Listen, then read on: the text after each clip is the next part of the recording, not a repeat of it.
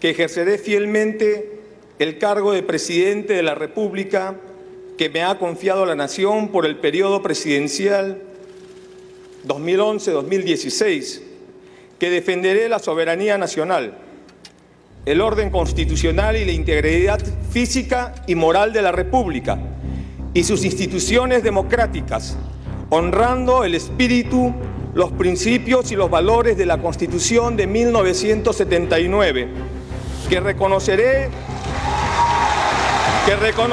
y respetaré la libertad de culto y de expresión.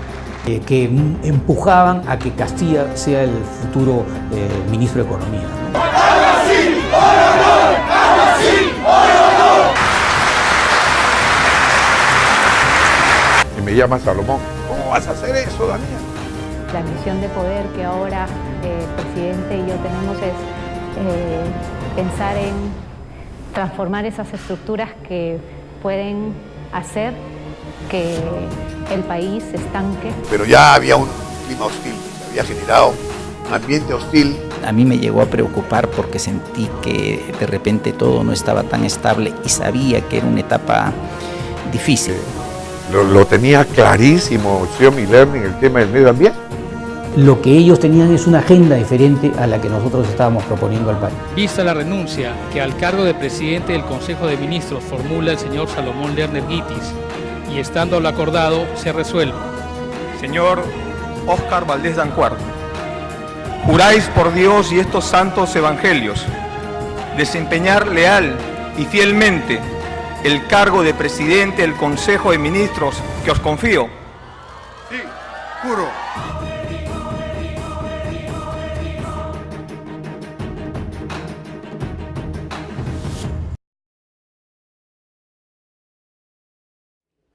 Las metas sociales a ser alcanzadas por el Estado peruano son la virtual eliminación de la desnutrición crónica infantil en niños al año 2016, la reducción de la mortalidad infantil de 11 a 5 por cada 1000 nacidos vivos al 2016, la universalización de la educación inicial a nivel de jardín de 3 a 5 años.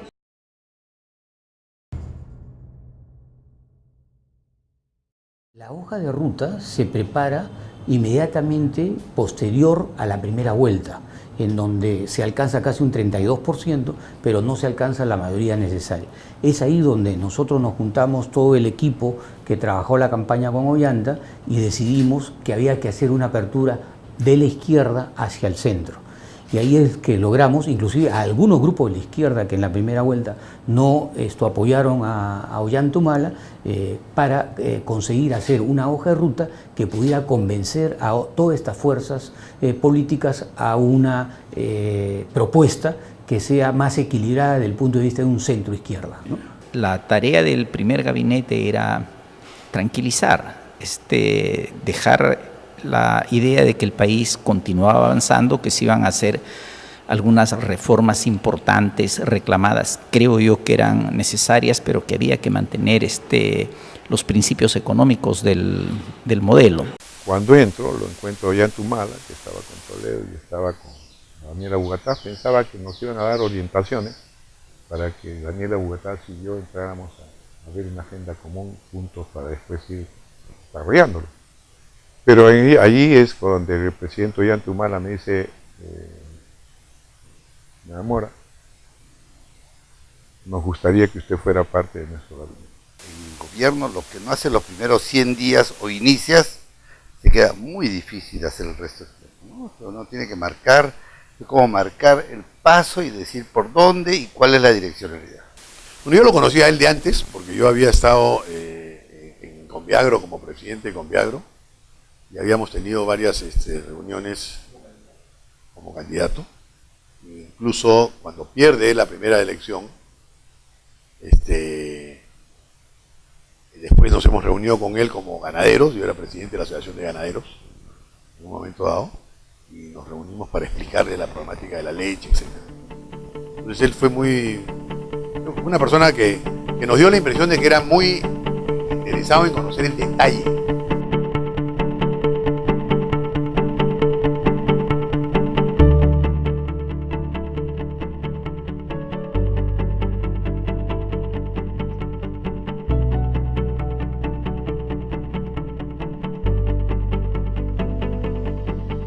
Cuando se inició la segunda vuelta rumbo a la presidencia del Perú, el año 2011, el pueblo vivía la efervescencia de un país polarizado por dos opciones extremas. Era Keiko o Humala, o los naranjas o los rojos que ahora vestían de blanco. Frases que iban y venían, asesores que llegaban y otros que se iban. Al final, los peruanos que habíamos vivido los avatares de una dictadura de ingrato recuerdo en los 90, celebramos que un nuevo cuadro político, como Ollanta Humala, llegara al poder. Por aquel entonces la coyuntura económica mundial nos favorecía y la proyección del Perú como nación emergente era muy prometedora. Diversos analistas en el planeta veían con optimismo el nuevo perfil de nuestro país. Cuando Ollanta ganó en segunda vuelta, no faltaron voces que de manera apocalíptica manifestaban el riesgo que se corría de espantar las inversiones. Pero el nacionalismo había sabido escoger a sus escuderos. Con procedencias variopintas, salían a los medios de comunicación diciendo a los cuatro vientos que el suelo estaba parejo. En el mes de junio se formaba el primer gabinete, cuyo rótulo en el pecho tenía que mostrar el dogma bajo el cual llegaron a ganar las elecciones. Era el primer gabinete del gobierno de la Gran Transformación.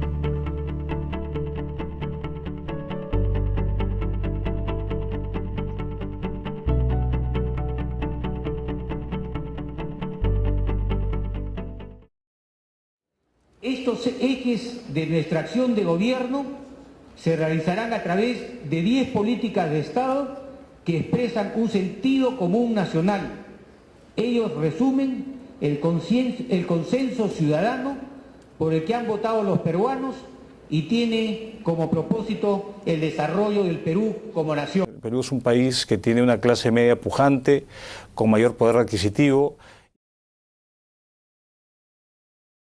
Apenas triunfa en la primera vuelta Ollanta y se encamina hacia la segunda vuelta, él tenía una gran preocupación. La gran preocupación es cómo resolver el problema de la caja de pensión militar, los sueldos de la policía y de las Fuerzas Armadas.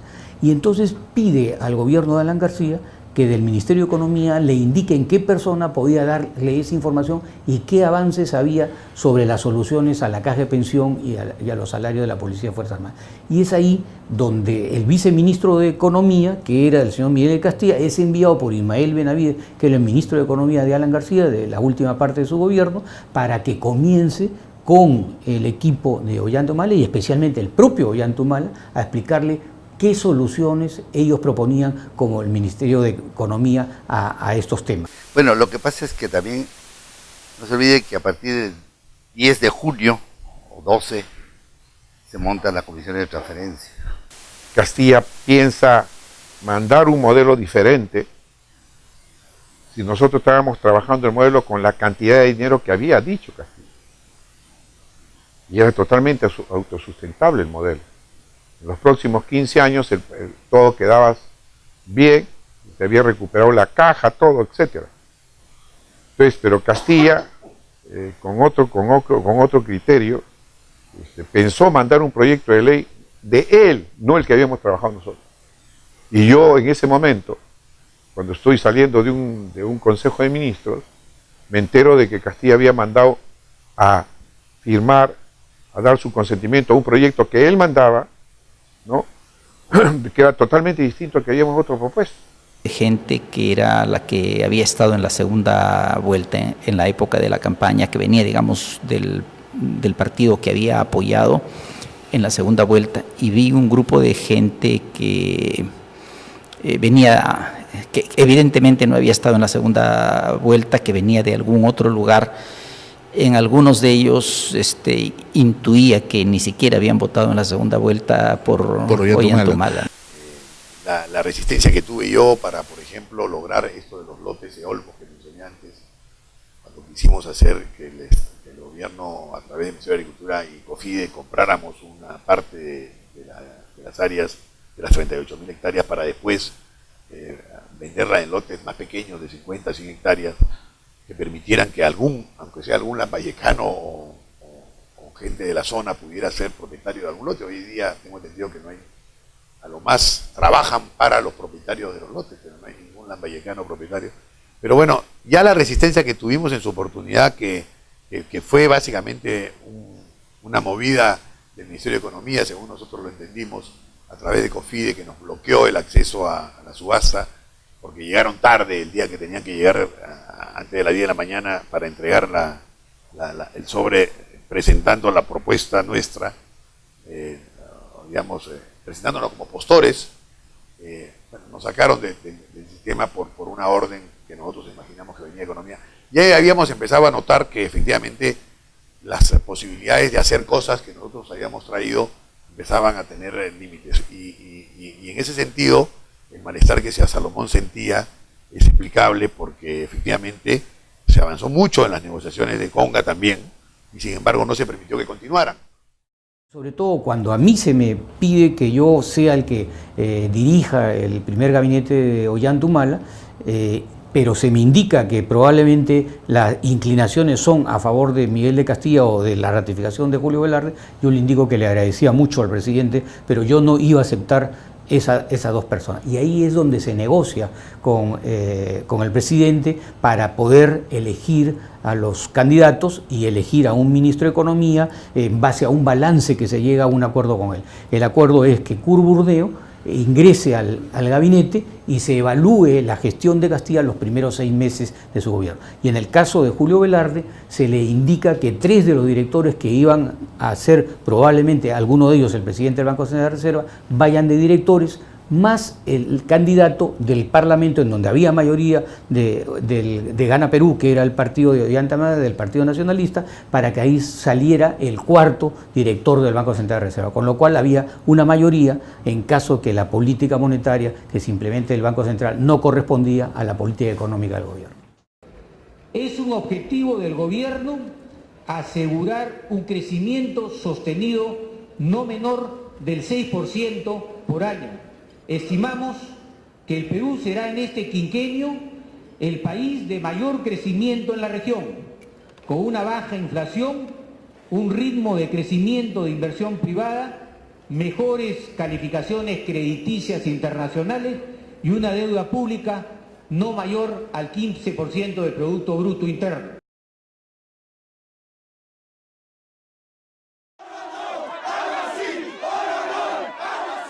Cuando los conflictos sociales que fueron las bombas de tiempo heredadas del segundo gobierno de Alan García estallaron, los ministros tomaban el toro por las astas en diferentes puntos del país. En Andahuaylas cayó Herrera Descalzi. En Moquegua, el premier Salomón Lerner. En Huaraz, Valdés. Y en Cajamarca se juntaron 3 ministros.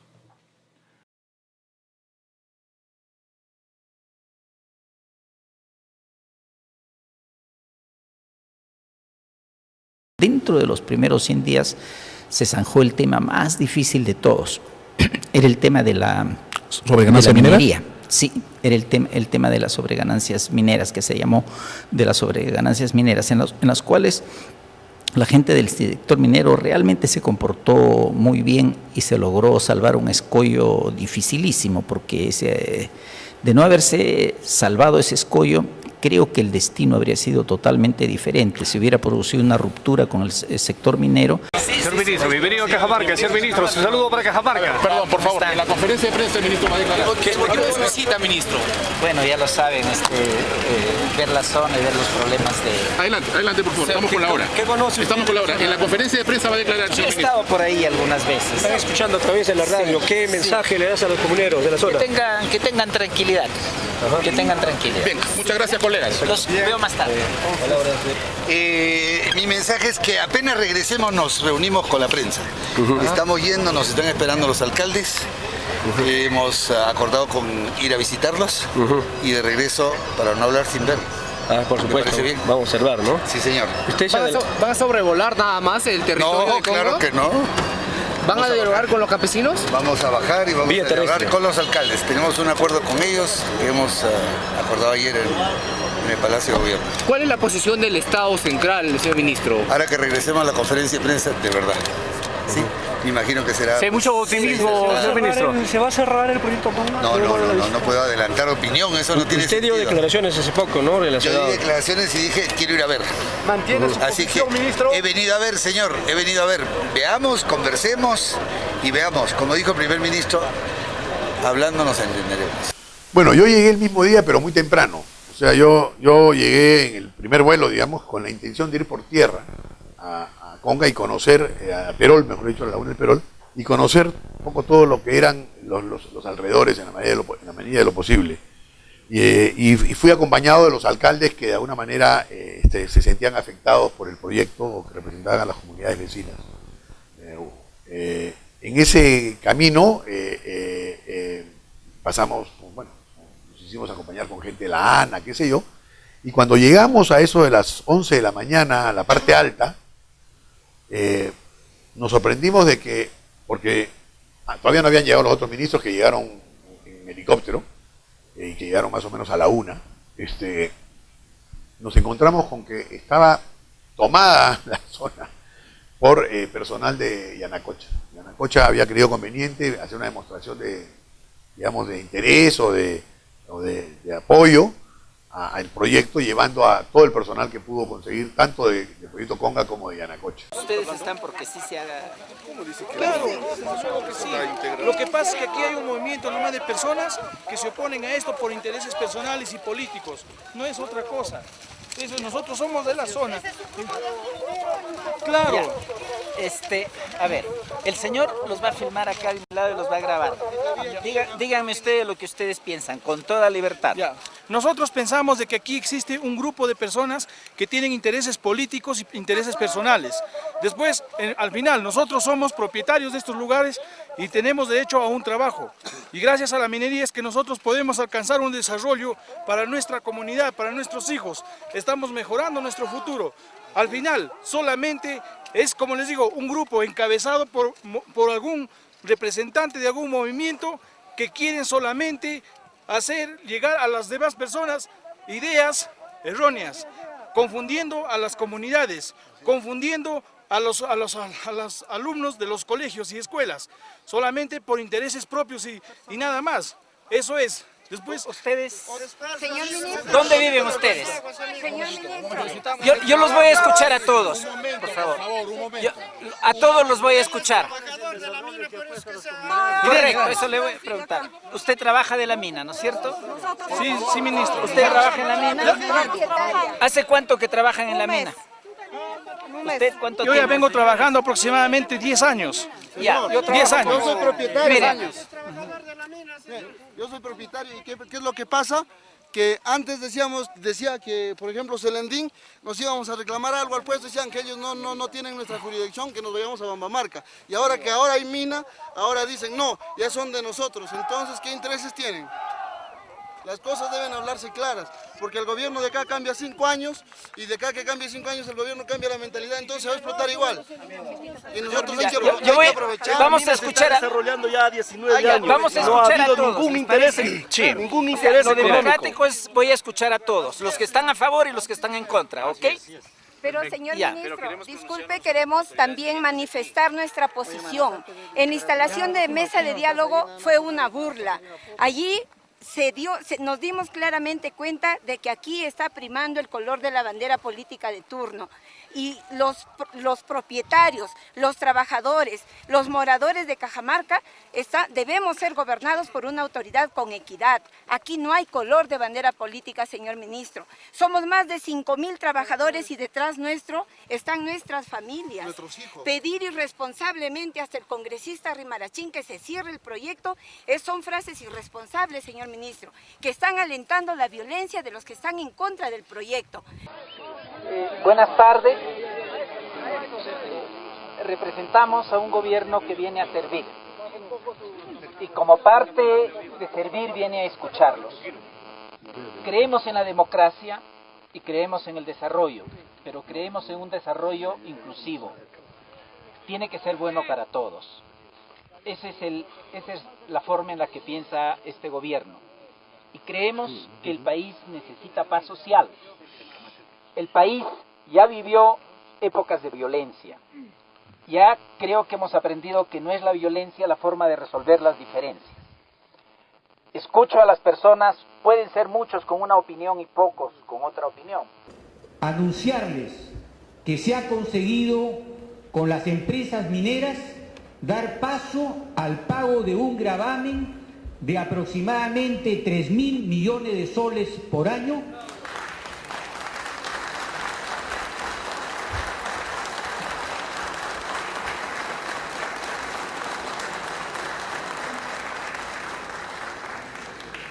En 5 años, este nuevo ingreso público a los niveles actuales de precio alcanzará la cifra de 15.000 millones de soles.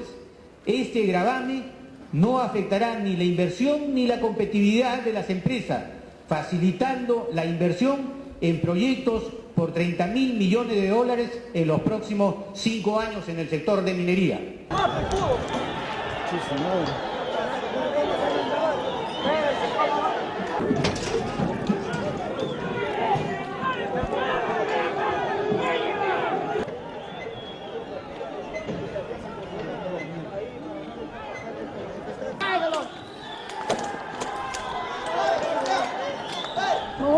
¡Revienta ahí!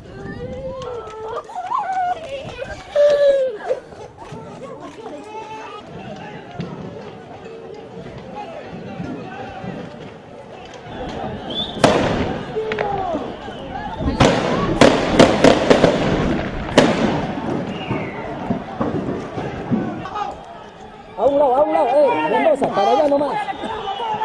Para allá nomás, ¡Media vuelta!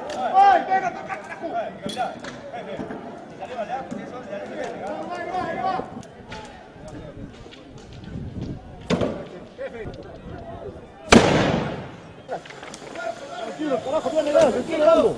Ahí nomás, ahí nomás, ahí nomás. Se pasa, eso pasa. Se pasa. Por favor, llevamos a la calma a la población. Este momento ya no son solamente endógenas, ya no son... La policía es la que percibe que venía un grupo cuya misión era tomarnos como rehenes. Cuando llegamos al momento de hacer las actas correspondientes, se empezó a extender innecesariamente el acta final.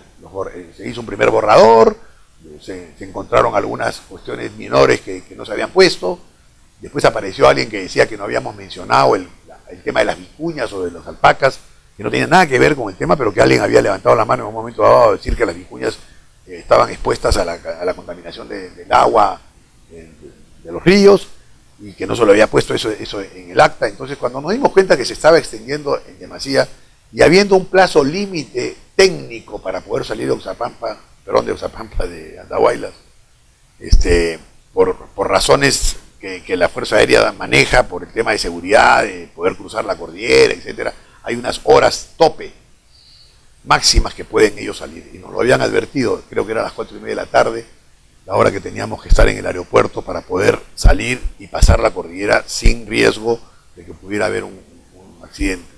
En todo caso, ellos sabían que había esa hora tope, y entonces nos dimos cuenta que se estaban extendiendo, y la gente de seguridad que nos había acompañado nos hicieron conocer de que se estaba produciendo un bloqueo de todas las carreteras de regreso al aeropuerto, y que incluso alrededor del Hospital Santa Rosa ya se estaban armando barricadas que iban a impedir la salida.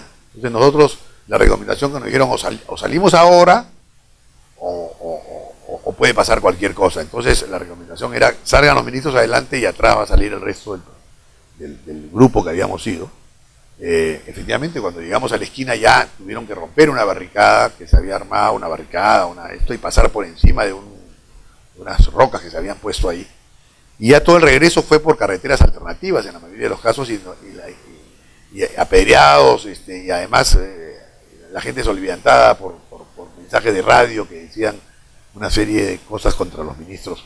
Ya habíamos terminado realmente la conversación, estábamos extendiendo el tercer o cuarto borrador probablemente, esperando el tercer o cuarto borrador, que supuestamente era el definitivo, y dijimos, bueno, terminen el borrador, terminen esta última versión y la envían por fax arriba, la firmamos y después firmamos el original, pero nosotros tenemos que regresar a Lima. ¡Jamás será vencido! ¡El pueblo unido! ¡Jamás será vencido! ¡El pueblo unido! Ya, doctor, muchas gracias. Sí, eso vamos a poner en consideración y vamos a hacerlo público mediante todos los...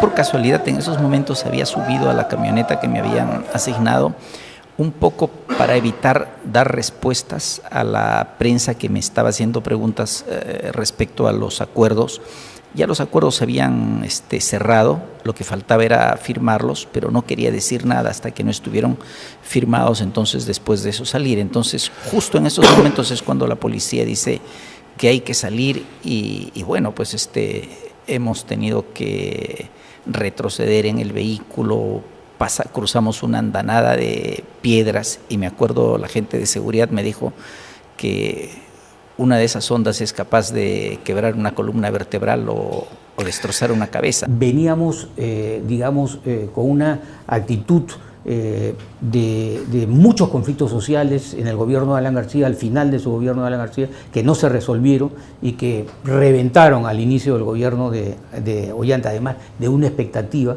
porque era un presidente que había ofrecido mucho la solución a la problemática de inclusión social en el país. Entonces esto precipitó a que tuviéramos nosotros que salir adelante y los mismos ministros poner al frente su capacidad negociadora para poder tratar de que estos conflictos sociales se aminoren en el país, ¿no? Mucha confusión respecto a lo que usted puso en el Twitter, respecto a qué tan difícil es caminar. ¿Al vicepresidente? ¿Se refería al vicepresidente, primera dama? ¿A qué se refería, señora? A buen entendedor, pocas palabras, chicas. Lo que creo es que todas las personas que estamos alrededor del presidente, todos los funcionarios públicos, debemos ser personas que nos conduzcamos correctamente. Eso es lo que creo, es una expresión, una reflexión. Él debería ser La primera dama Nadine Heredia reiteró que en ese sentido apoya la investigación fiscal que busca esclarecer el pedido que habría hecho Chejade para presuntamente ejecutar el desalojo de la azucarera Andahuasi a favor del grupo WOM. El presidente Guatemala ya ha marcado la línea de lo que vamos a respaldar son las investigaciones y eso es lo que se va a hacer desde el gobierno y todo lo... Exactamente. Nadine tenía una relación con la mayoría de nuestro grupo de gabinete bastante cercana, la habíamos conocido dentro de la campaña, era una persona que había ayudado muchísimo en comunicación y creíamos que ese iba a seguir siendo su rol de jugar como una persona que pudiera ayudar en la comunicación y encargarse de las nuevas tareas como primera dama en la parte social, ¿no?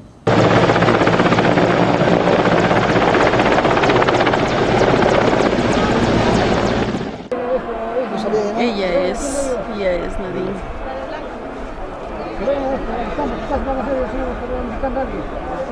Es la señora, ¿no? Yo en honor a la verdad nunca la vi participar en el Consejo. Yo no sé si el Consejo de Ministros tenía una personalidad muy fuerte y creo que nuestras caras no permitían que nadie se metiera en nuestros campos. Yo debo decir con toda verdad que nunca, ni siquiera por asomo, ni el famoso asesor que tenía, ¿se acuerda del coronel? Al Coralacio, lo que le decían, ¿no? Al coronel. Y nunca me insinuaron nada. Porque es una adaptación, ya veo la prensa no lo vaya a... Y esta es nuestra emergencia. Nunca, ni siquiera cuando se designó a la ministra del MIDIS, que ella fue el viaje y todo. Claro, en el curso. Y en esa sesión del Consejo de Ministros, donde ella está en la primera sesión, el presidente paró y pidió por favor que todos los que no fueran directamente involucrados, y por supuesto se le recibieron a Nadine, se le gente de prensa, etcétera, etcétera, y tuvimos una razonablemente institucional. No se olvide de las iglesias evangélicas. Vamos ahí. Hola, muy bien. ¿Qué puede hacer por el friaje usted en Huancavelica? Ahí estamos apoyando en todo lo que se pueda. Muchísimas gracias. Presente aquí también la subteniente Rivera de la Brigada de Ingeniería. ¿Le da tantos espacios? Subteniente. La subteniente le pasa la oficial. Primera dama, gracias. En nombre de la 22ª Brigada de Ingeniería y en nombre del Batallón de Ingenieros, este pequeño presente para una dama muy linda como usted. Muchas gracias, tú también eres muy linda y apreciamos mucho el trabajo que están haciendo. Por favor, muchas gracias. Lo que le quería preguntar es cómo se siente tras las fotos en la revista. ¿Qué le pareció? Acá me siento bien, acá me siento bien. ¿Con eso qué le pareció? En los 135 días ella no aparece en ninguna reunión y no aparece dando órdenes específicamente a todos los miembros del gabinete, excepto podría ser cosa que yo no tengo conocimiento en coordinaciones que podía tener con algunos miembros del gabinete en el caso de los que son nombrados por el equipo nuestro, en absoluto.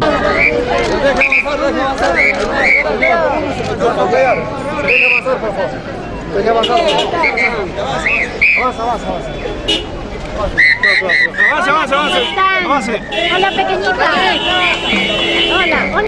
A Nadine la he conocido casi a fines de la campaña de la segunda vuelta, cuando hubieron los debates presidenciales y ella fue la que se acercó a su esposo en los intermedios, en plenos debates presidenciales, y un par de veces que la vi en las oficinas que nos había dado Salomón Lerner como oficinas de reunión para coordinar los planes de gobierno a futuro, pero en absoluto en los temas que tenían que ver con el gobierno mismo, y estaba pues apoyando a su esposo en todos los otros temas de la campaña. Me imagino que un día quiere ser presidenta del Perú. Yo ahorita estoy concentrada en apoyar a mi esposo, la verdad. Mira, la única ambición que tengo es que este gobierno salga lo mejor posible. Y si se quiere, la ambición de poder que ahora el presidente y yo tenemos es pensar en transformar esas estructuras que pueden hacer que el país se estanque. Habían rumores que iban tomando forma y se convertían en trascendidos. Uno de ellos era que se había formado un gabinete alterno. Estaban evaluando nuevos ministros. La historia contaría que detrás de esto no solo estaba el presidente Ollantumala. Lo que sí yo noté es de que a Xiomi, a Salomón Lerner, en algunas cosas se le dejaba de lado. Y que para mí me era sorprendente. Nosotros habíamos formado un equipo de emergencia para las cuestiones de los conflictos sociales, y a veces no estaba Xiomi. Y eso a mí me llamó la atención. Es probable que se haya estado trabajando esto. Yo quiero decir en honor a la verdad que para mí yo me sentí tan cómodo en el gabinete que sí podía percibir la calidad que tenía el gabinete. Era un gabinete de muy alta calidad, porque los temas se hablaban totalmente despolitizados del problema, nunca tuvimos conflictos de ninguna naturaleza. Sí tengo que decir que para mí Valdés no me era de mucha confianza, porque yo lo veía un poco arribista. Si bien había sido instructor de Ollantumala, parecía que le hubiera gustado ser ministro de Defensa. Yo había trabajado con él, pero a mí lo que más me molestó fue cuando el Ministerio del Interior y la Policía mandaron su representante para discutir la ley de remuneraciones y pensiones. Tengo que decirlo ahora. Faltando ya una semana o dos para terminar ya todo el estudio, y todos estábamos de acuerdo, nunca hubo una comisión tan representativa de las Fuerzas Armadas y Fuerzas Policiales para llegar a un acuerdo científico prácticamente sobre el tema. De repente él cambia a los representantes del Ministerio del Interior y la Policía Nacional, y ellos se oponen al proyecto que íbamos a presentar. Evidentemente estaba direccionado por Castilla Valdés para nosotros, y para nosotros no jugaba adecuadamente. Y esa es la impresión que me llevé, más la sorpresa que después lo escucho declarar cuando él sale del ministerio y es primer ministro, y después sale y comienza a criticar al presidente. Entonces, ¿cómo es posible? Para nosotros, las Fuerzas Armadas, la lealtad es fundamental. Y yo no puedo salir a hablar mal de alguien que me llamó, que me dio la confianza para ser mi primer ministro, y él iba trabajando para ser primer ministro. Pero a él no se hizo una mesa de diálogo. Yo lo invito a usted, si no lo han invitado, yo lo invito ahorita. Yo tengo un avión ahí, vamos a Lima. Y vamos a dialogar a Lima. En este momento no es así, ministro. No es así. No, pero yo digo para que haya la voluntad del gobierno de que nosotros estamos prestos. No, por eso digo, he venido a ver otros temas, pero si tocamos la parte del Transmita al presidente de la República, al Consejo de Ministros, que la población espera a sus autoridades del gobierno central. Acá estoy. Espera a sus autoridades. Yo soy autoridad del gobierno. Usted ha venido por el tema de la seguridad. Pero puedo también de alguna manera en estos conversar. temas hay responsables y competencias directas. que es lo que esperamos se pronuncie en el transcurso del día. Porque teníamos dos formas de ver, diferente el tema de Cajamarca. Nosotros creíamos que en la mesa de negociaciones podíamos sacar adelante el proyecto de Conga y avanzábamos con las propias autoridades de Yanacocha, de Buenaventura y de Newmont, trabajando en una mesa de negociaciones, y por el otro lado con los actores que representaban a las comunidades y al gobierno regional de Cajamarca.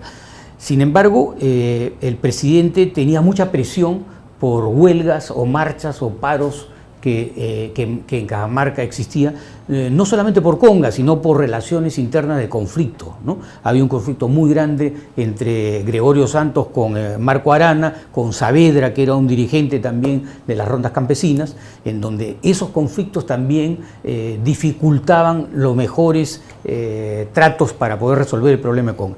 Sin embargo, se anuncia un gabinete de crisis por el aspecto de Cajamarca. Y ese gabinete de crisis es el que pone el paraguas de esto va a suceder. ¿Qué cosa llegaba el gabinete de crisis a definir? De que había que buscar un estado de emergencia en Cajamarca y resolver por la fuerza el problema de Cajamarca. Que ese era un problema de simplemente unos 30 dirigentes que fácilmente se podían disolver de otra manera, ¿no? Y nosotros sí pensábamos que no era un problema de 30 dirigentes, sino era un problema de la población que no tenía garantías ni seguridades y que históricamente había sido vapuleada por los empresarios, especialmente de Yanacocha, en donde había un conflicto de 15 o 18 años atrás, donde querían ciertas reivindicaciones para tener seguridad que este proyecto de Conga no afectara los intereses de la mayoría de gente campesina en Cajamarca.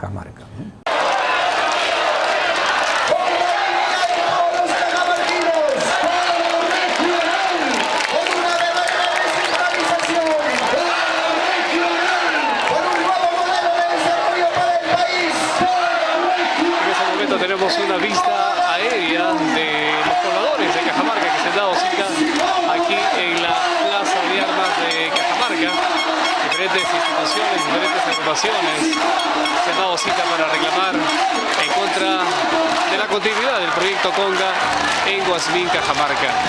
Estas son las imágenes exclusivas que tenemos desde Cajamarca para todo el mundo, para Portafolio Periodístico y para todas las redes sociales.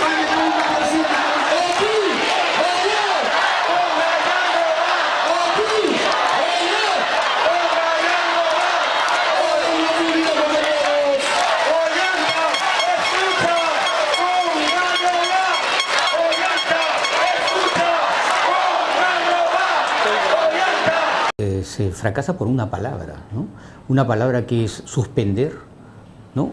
O postergar el paro, ¿no? La palabra que las comunidades nos exigían a nosotros y Gregorio Santos era de suspender el paro.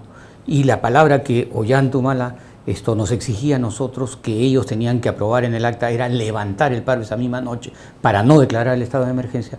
No quisieron ellos aceptarla porque ellos tenían que ir a sus bases a poder informarles del acuerdo llegado en las negociaciones. Lo que falta es decir la palabra levantar el paro. Usted dice que no van a hacer nada, que están de acuerdo con todas las condiciones. Levanten el paro. Dejen sin efecto, si quieren la palabra. Suspender no. ¿Sabes por qué? Porque suspender es reiniciar también. Consultar nada más a nuestras... Eso ya no va a ocurrir, le aseguramos. Consulten. Si declaras el estado de emergencia no se va a poder consultar. Bueno, entonces dejen sin efecto ahora, consulten mañana. Y si la base le dicen que no, nos avisan, vamos al paro otra vez. Mira, ¿Okay? no es así. Sí, yo le doy 15 minutos a 20 minutos, llamen por teléfono. Si no me retiro yo 8:30 de la noche. Es que yo no puedo seguir discutiendo. Mira, yo no puedo seguir discutiendo todo el día. ¿Okay? Ya hemos llegado a un acuerdo para ir con algo, para dialogar, para llegar a acuerdos. Firmado que levantamos nuestro paro, la gente nos lincha a nosotros. Bueno, claro. A ustedes les resguarda, el ejército no hay ningún problema, pero nosotros ¿quién nos resguarda? Discúlpame que yo te diga, yo soy dirigente del gobierno nacional. A mí me linchan 29 millones de personas. A ti te linchan 1 millón de cajamarquinos. Pero a mí me linchan 29 millones de personas que ven que no hay autoridad en el Perú. ¿Ok? Eso es lo que quiero que quede bien claro. El gobierno nacional es de todos los peruanos. 9 días ustedes han bloqueado las carreteras. No están bloqueadas. ¿No están bloqueadas? Miren todos los informes de los bloqueos de todas las carreteras y nadie ha hecho nada. No ha habido un solo incidente de la policía. A la policía le han metido pedradas, como a ustedes también les ha caído algunas pedradas. 9 días, se han paralizado todo Cajamarca. La leche se ha tenido que derramar en las calles. Todos los productores se están quejando acá dentro de la Cámara. No, ya pasó, no, es que ya hubo desorden. Entonces, ¿por qué no ponemos orden? Si ustedes están de acuerdo en dialogar, en sentarse en la mesa...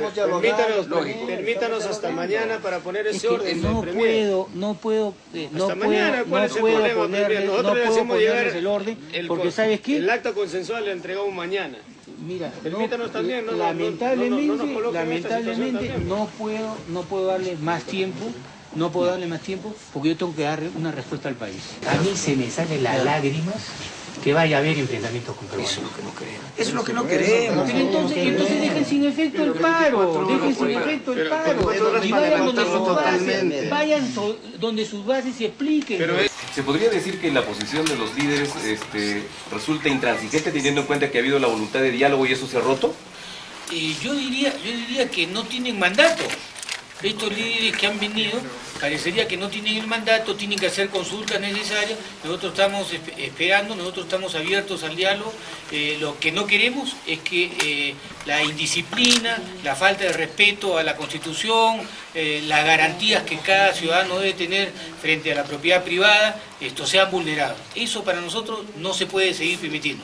Tenemos que dar la verdadera énfasis en que la autoridad en el país tiene que existir y esto es lo que le hemos comunicado a ellos. El diálogo está abierto, seguiremos dialogando, el gobierno del presidente Ollanta Humala no cierra puertas a nadie, quiere llegar a acuerdos. Aquí está la prueba más grande de los acuerdos. Aquí hay flexibilidad, acá han venido a dar su punto de vista para que se observe estudios de impacto ambiental, que se observen estudios de base hídrica. Todo esto es posible, dialogando, entendiéndonos con todos los peruanos, llamando a los peritos internacionales, a los peritos extranjeros, todo eso está dentro de este documento. Esa es la prueba que este gobierno quiere dialogar, quiere estudiar, quiere que técnicamente se resuelvan las cosas, no por capricho de algunos líderes que podrían tener otros intereses. Nosotros lo que queremos es que se hagan las cosas en orden, con técnica y que se haga realmente consensuada con todos los peruanos. De gente que se estaba preparando para ingresar. Más que de gente que tenía que irse, más es al revés. ¿Qué gente se estaban a Pulgar Vidal lo mencionaban a cada rato? ¿Sí? A mí me lo mencionó el asesor legal del gabinete. Dijo, ¿usted por qué me invita, fulanito? Y le dije, ¿qué te pasa? ¿Y por qué? Porque hay herencia de Alan García. Alan García lo puso a este señor como miembro del consejo directivo de la UEFA. Pero en realidad nosotros percibimos eso. Y disculpen que hable acá de Valdés, porque creo que es la primera vez que hablo de este sentido, pero él fue que torpedeó la ley de remuneraciones y pensiones en las Fuerzas Armadas. Él fue el que comenzó, para mi modo de ver, pues a tener una visión distinta de lo que teníamos del resto. Comenzó no sé si a tramar cosas que nadie pensábamos, ¿no? Yo los veía a veces, me decía, oye, qué buen carro tienes como ministro de Defensa. Le dije, el carro a mí ni me interesa, yo no encontraba yo en el Ministerio de Defensa. Pareciera que como él se fue de comandante, algo le quedó de complejo, ¿no? No ascendió a coronel y ese fue su... Los políticos pues llegan con las banderas que creen necesarias para llegar. Desgraciadamente esa es la conclusión a la que uno llega. Y una vez que llegan, si tuvieran otras banderas no hubieran llegado. Llegan con esas banderas y la verdad es que la lealtad a las banderas es bien relativa. Simplemente las levantaron porque las necesitaban para llegar. Ese es un poco lo que yo puedo decir de la experiencia que yo he vivido, ¿no? Entonces al final, claro, indudablemente es una traición a quienes creyeron que realmente tenía alguna compromiso con los temas que había traído. En ese sentido sí es una tradición. Unas 2 a 3 semanas yo tuve una conversación con el presidente, ¿no? y le indiqué que sentía un malestar en la dirección del Presidencia del Consejo de Ministros y la Presidencia de la República, y que a mí me gustaba trabajar en una forma leal y una forma cómoda, que cuando se encontraran dos personas tuvieran la facilidad de poder entenderse y trabajar cómodamente, y que si eso era un tema que a él le podía molestar, mi renuncia estaba dada, y en un momento dado le planteo que sea una renuncia irrevocable. Nosotros teníamos otra visión económica de lo que veía Castilla. Nosotros no podíamos permitir que siguiera inflando la caja fiscal con superávits cuando el país le faltaba infraestructura, le faltaba irrigaciones, le faltaba infraestructura básica en puertos y aeropuertos, ¿no? Y ver todo eso, cómo se acumulaban los superávits fiscales para el beneficio posiblemente y los diplomas que pueda el ministro de Economía después exhibir a los organismos internacionales, y el país no teniendo luz, agua, en fin, toda una infraestructura necesaria para el crecimiento del país.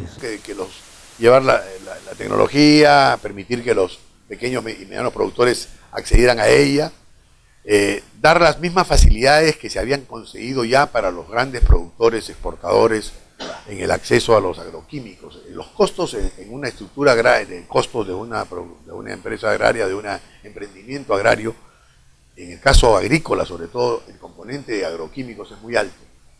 Y lo que se había logrado a través de las gestiones que habían realizado con éxito los agroexportadores era reducir esos costos casi por debajo de la mitad, diría yo, porque estaban teniendo acceso a los genéricos en general, a los productos genéricos, cosa que estaba vetada para los pequeños productores, porque se había creado una norma que tenías que ser un productor usuario, un importador usuario, de una magnitud nuevamente grande,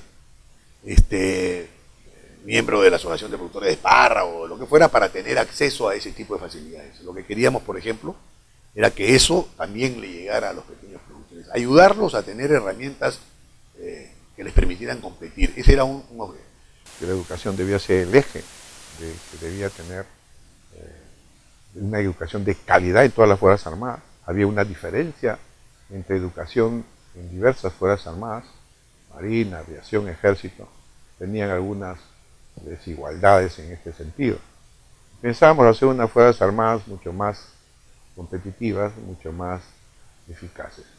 Y había toda una serie de proyectos que nosotros planteamos en el gabinete, que fueron yéndose aprobados y que resultan en el plan de gobierno, que es aprobado por 90 votos y ningún voto en contra en el Congreso, que son parte de un desarrollo industrial, o sea, volver a darle la cara a la sierra y a la agricultura industrial de la costa, con proyectos que iban a tratar de irrigar 400.000 hectáreas en la costa, ¿no? Con 5 proyectos básicos que ninguno de ellos comenzaron en el gobierno del presidente Ollanta y que se quedaron en el aire, que iban a dar 1 millón de trabajo, de empleo directo, y cerca de medio millón a 1 millón más de valor agregado a indirecto, y 8.000 a 10.000 millones de dólares. Con lo cual se iba a reemplazar la bajada de los precios de los metales que el Perú ya venía sufriendo en los primeros años del gobierno de Ollanta Humala.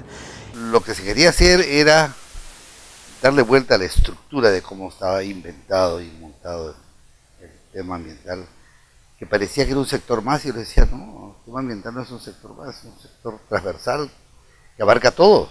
Y entonces aquí no es un tema de tales cosas para el sector ambiente, no, es tal mirada con la, vamos a llamar, con la dimensión ambiente en energiminas, en agricultura, o sea, y eso más o menos estaba perfectamente claro. Permitir además que en estas irrigaciones que se estaban dando y que se iban a seguir dando, porque el Perú tenía un gran potencial de tierras irrigables, pudieran participar productores de menor tamaño, no caer otra vez en el latifundio, de alguna manera, que es un poco donde estamos cayendo, y estábamos ya cayendo.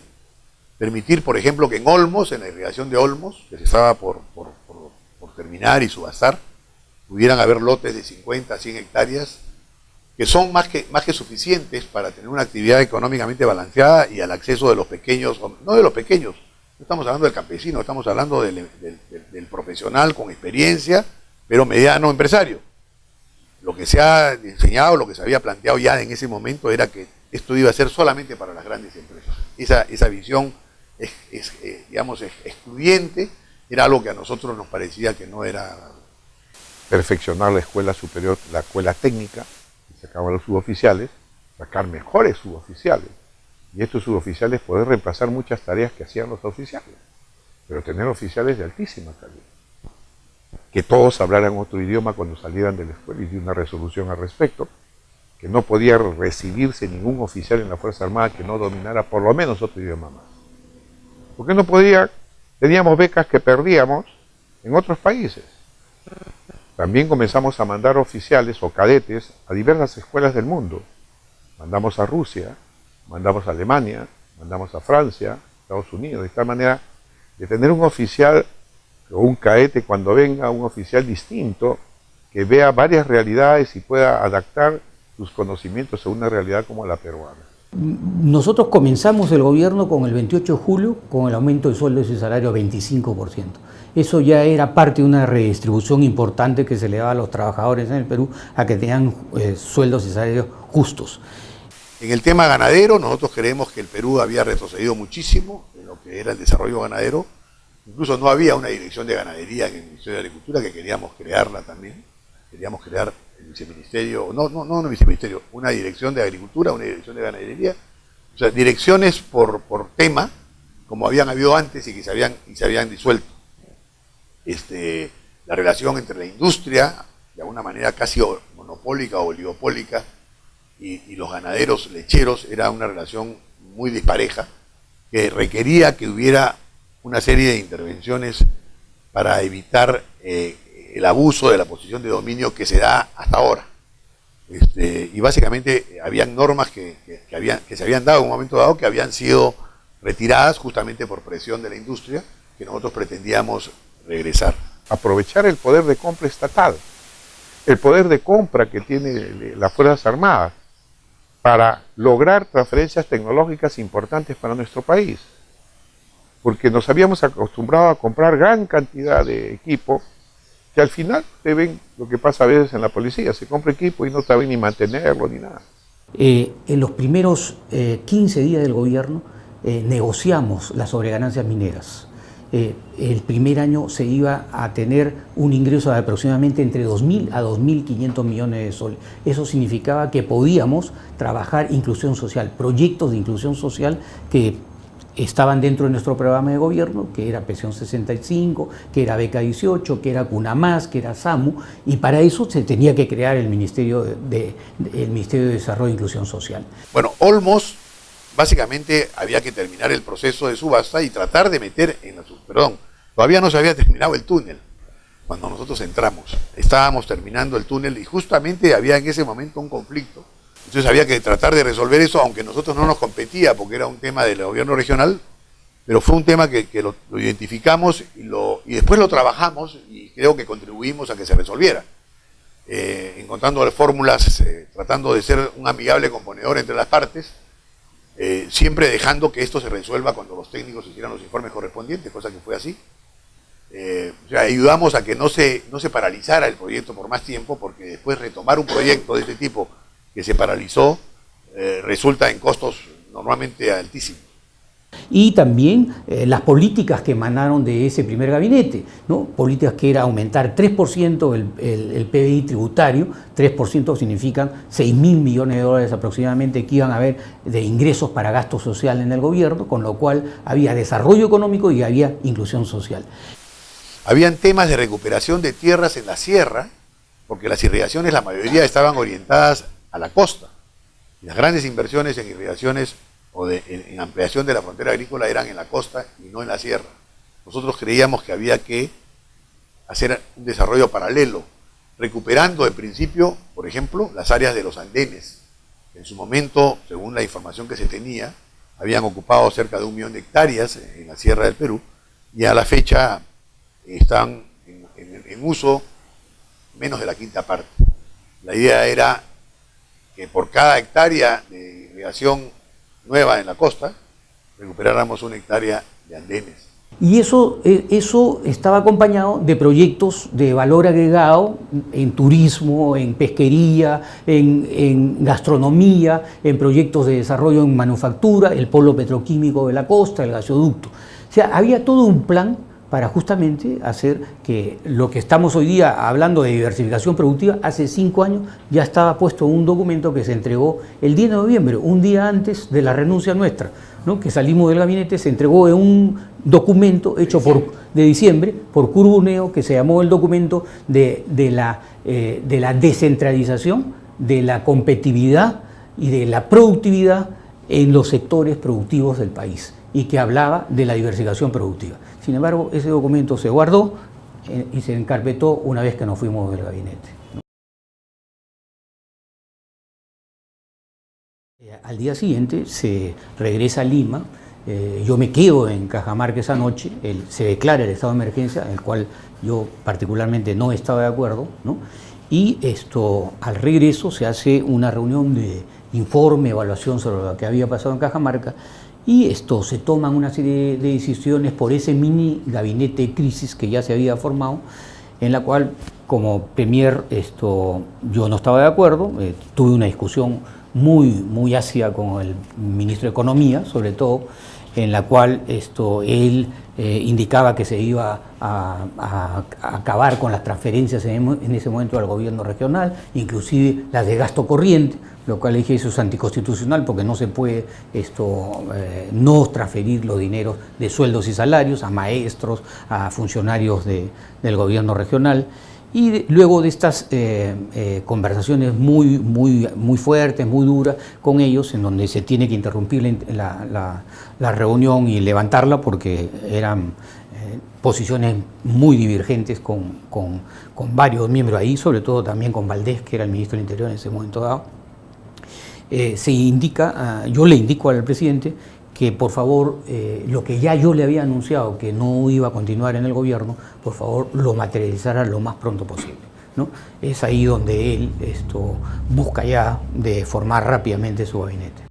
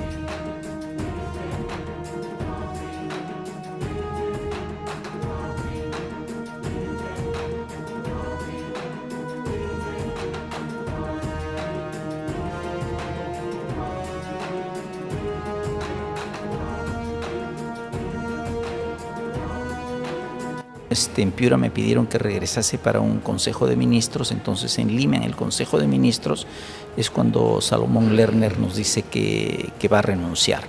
Mira, a mí no me tienes que explicar nada. te estás gastando y desgastando, ¿no es cierto? Porque en realidad tampoco me pienso quedar.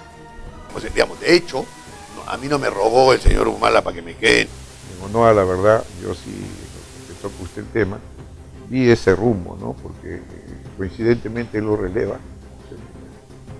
Entonces, no había querido ser ministro de Defensa, pero bueno, quería ser primer ministro.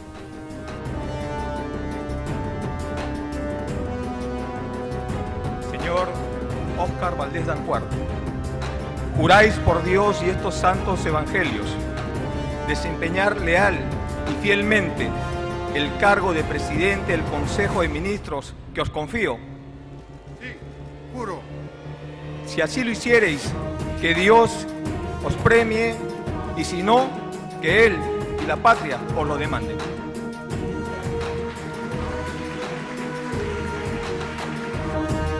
Por Dios y por el mi padre, sí juro. Sí, juro. Sí, juro. Sí, juro. Sí, juro. Sí, juro. Sí, juro.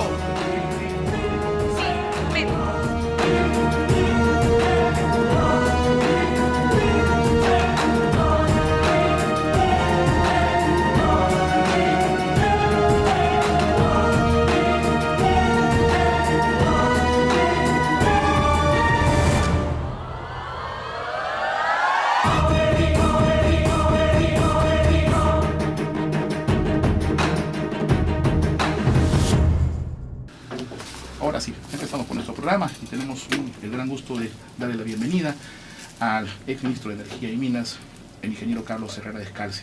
Ingeniero Herrera, bienvenido a Perú Reporta. Muy buenos días. Muy buenos días, gracias por la invitación. Gracias a usted por venir. Sin lugar a dudas, se han vivido meses difíciles que aparentemente ya las semanas están calmando un poco las aguas. Usted pertenece a un gabinete que el tiempo recordará como el gabinete que tal vez no se le dejó todo el espacio para poder trabajar. Al día siguiente de las elecciones, ya le estaban exigiendo al presidente que nombrase al primer ministro. Había una presión por los nombres fuertísima, ¿no? Claro, era casi como una obsesión. Creo que había un cierto... No le hablaría de miedo, sino de pánico, ¿no? Hay que recordar lo que pasó con la bolsa, todas las cosas que... porque se sentía, o mucha gente sentía que a partir de ahí económicamente el Perú se derrumbaba, que iban a haber cambios tan drásticos que el Perú se derrumbaba. Y digamos, yo en eso sí puedo hablar por mí, mi razón principal de aceptar integrar el equipo del candidato Humala en esos momentos en la segunda vuelta fue porque como ciudadano yo sentía que había que darle racionalidad. Usted mencionó hace unos momentos el balón de gas a 12 soles era el precio, ¿no? Y yo dije, de buenas a primeras, dije directamente no se puede, porque primero había que ser honesto y segundo había que volver a pisar realidad. Y en el sentido práctico también pensaba en esos momentos, y lo pensé entre el momento en que recibí la pregunta y di la respuesta, o sea, en esos segundos, yo dije, esto es insostenible y si esta pregunta se traslada, porque en algún momento va a haber un debate presidencial que va a definir quién es el ganador, entonces en esos momentos digo, el candidato Humala hubiera estado en muy mala posición de defender en un debate final una cosa que era un imposible. El desarrollo nacional requiere de una nueva matriz energética que combine la generación de fuentes variadas para que el país disponga de energías diversas, seguras, accesibles, limpias y baratas. Nos proponemos transformar la actual matriz energética nacional dependiente de los hidrocarburos a una donde los recursos renovables tengan mayor participación. El sur tendrá un gasoducto y el gas llegará por fin al sur.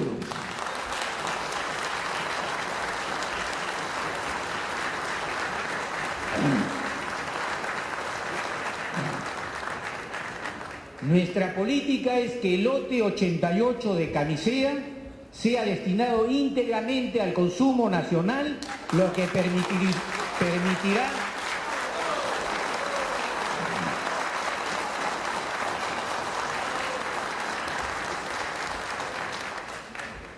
permitirá garantizar el gasoducto surandino, la masificación del consumo de gas y el abastecimiento de las industrias. Yo hacía un comentario yo que es parte de la editorial de Perú Reporte el día de hoy, y es un poco que lo titulamos el señor presidente no se da cuenta que se está quedando solo. Y lo que comentaba es un poco lo que viví, más que como periodista, como ciudadano, yo el año 2011, donde veía a usted, a Curburneo, a Herrera Descalzi, a Carlos Tapia, enfrentando a medios de comunicación que, no se lo tengo que contar, trataban de ser lapidarios con el candidato Humala.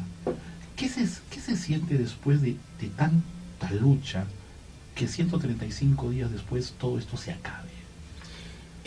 Yo, Rolando, pienso que no es que se acabe. Yo creo que yo lo he recibido así, creo que hay una pausa. Creo que es una pausa de estabilidad que ha pedido el presidente. Creo que tiene todo el derecho como el presidente, que él es el elegido y el que está en este momento dirigiendo la orientación política del gobierno, a tener esa pausa. Yo creo que vamos a ver los resultados de esa pausa. Lamentablemente, en el caso de la crisis que hoy día vivimos con el BRAE y con el aspecto del manejo y funcionamiento de la seguridad con la policía y con las Fuerzas Armadas, esa pausa está hoy día profundizándose quizá en la crisis, ¿no?